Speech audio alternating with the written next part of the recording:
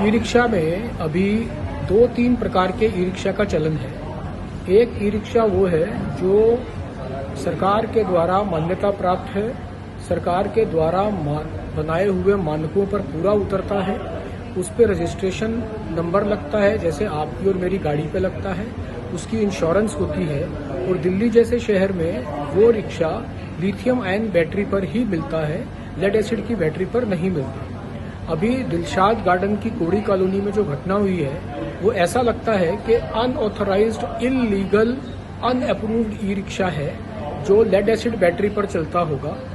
और उसी के कारण, शॉर्ट सर्किट के कारण उसमें आग लगी होगी। क्योंकि जो लिथियम आयन बैटरी वाले ई रिक्शा रहते हैं उसमें सिक्योरिटी का सिस्टम रहता है, उसमें एक डेफिनेट टेम्परेचर पर जाने के बाद चार्जर ट्रिप हो जाता है, बंद हो जाता है। आग लगने की या जलने की किसी प्रकार की कोई संभावना नहीं रहती। दूसरा, ये जो इल्लीगल ई रिक्शा है या जो सरकार के द्वारा मान्यता प्राप्त मैन्युफैक्चरर से या सरकार के द्वारा मान्यता प्राप्त उसमें कंपोनेंट्स नहीं लगे हुए होते, वो ई रिक्शा इस प्रकार के जलने या उनमें आग लगने की संभावना बहुत अधिक रहती है। इसलिए हमारी जो संस्था EVMS है, इलेक्ट्रिक व्हीकल्स मैन्युफैक्चरर सोसाइटी, हम लोग पैसेंजर्स को भी और कूलर्स को भी दोनों को बार बार ये शिक्षित करने का प्रयास करते हैं कि अप्रूव्ड लीगल ई रिक्शा ही लें, अनअप्रूव्ड इलीगल ई रिक्शा लेकर के अपनी जान के दुश्मन स्वयं न बने।